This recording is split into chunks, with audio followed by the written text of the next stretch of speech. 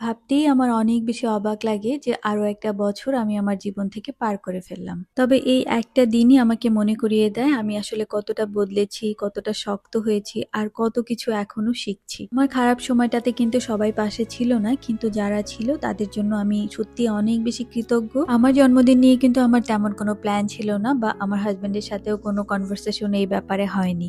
আর বেশ কয়েকদিন থেকে আমার হাজবেন্ড অনেক বেশি ব্যস্ত ছিল তার অফিসের কাজ নিয়ে, তো আমি ভেবেছিলাম যে সে হয়তো ভুলেই গিয়েছে। যেহেতু আমার জন্মদিন 7 তারিখে, তো এটা কিন্তু 6 তারিখ সন্ধ্যেবেলা। আর সেদিন আমরা একটু বের হয়েছিলাম, আমাদের বাসার পাশে একটা শপিং মল আছে, সেদিন মূলত বের হয়েছিলাম কয়েকটা শীতের কাপড় দেখবো এই ভেবে। আর আমার হাজবেন্ড তো এখানে তার কাপড় চোপড় দেখতে শুরু করে দিয়েছিল, তো আর টুকটাক কিছু বাজারও ছিল আমাদের এখান থেকে। কিন্তু আমি একটা শাল নিয়েছিলাম, আর সেটা তোমাদের দেখানো হয়নি, তোমরা চাইলে আমি কিন্তু দেখাবো। তো এখানে আমাদের শপিং শেষ করে আমরা চলে গিয়েছি বাজারে। আসার বাজার মূলত আমার হাজবেন্ডই করে থাকে, তবে যখন আমি তার সাথে বাইরে বের হই তখন যদি কোনো কিছু লাগে তখন আমি আর কি বাজারে যাই। তারপর বাজার শেষ করে আমরা তাড়াহুড়ো করে বাসায় চলে আসি। আর আমি কিন্তু তখনও জানি না যে আমার হাজবেন্ড আসলে ফ্লাওয়ার বুকে অর্ডার দিয়েছে, তারপর কেক অর্ডার দিয়েছে। তো বাসায় এসে আমি তাড়াহুড়ো করে মাছ আর বেগুন রান্না করে নিয়েছি। আমি কিন্তু মূলত দুপুরেই রান্না করি, দুপুরে রান্না আর রাতের রান্নাটা আমি একসাথেই করে ফেলি। তো সেদিন কেন যেন আমি আসলে দুপুরে রান্না করি নাই। এদিকে রান্না শেষ করে আমি একটা চা বানিয়ে নিয়েছি। চা মূলত আমার খাওয়া হয় না, তবে কেন যেন হঠাৎ করে আজকে একটু চা খেতে ইচ্ছে করলো, তাই ভাবলাম একটু দুধ চা বানিয়ে নিই। এখন যে ক্লিপটা দেখতে পাচ্ছ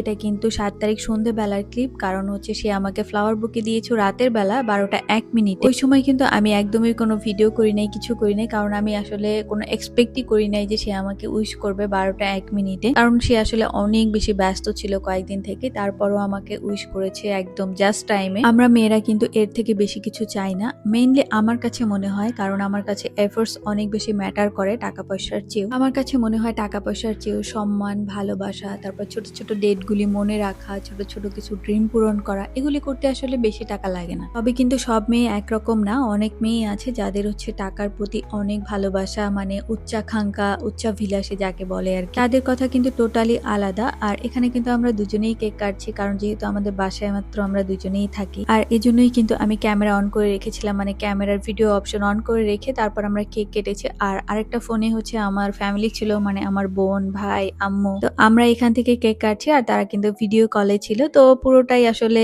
আনএক্সপেক্টেড ছিল, কারণ আমার কোনো প্ল্যানই ছিল না আমার বার্থডে নিয়ে। অনেক সময় দেখা যায় প্ল্যান করেও এত সুন্দর আয়োজন হয় না, আবার অনেক সময় প্ল্যান ছাড়াই কিন্তু আয়োজন কিংবা মুহূর্ত অনেক বেশি সুন্দর হয়ে যায়। আমার নিজের জন্মদিন আর আমাকে আমি একটা কথা বলতে চাই, আর সেটা হলো তুমি পারো, তুমি যথেষ্ট, তুমি মূল্যবান। তো আজকের ভিডিও এই পর্যন্তই, দেখা হচ্ছে অন্য আরেকটা ভিডিওতে। সেই পর্যন্ত সবাই ভালো থেকো।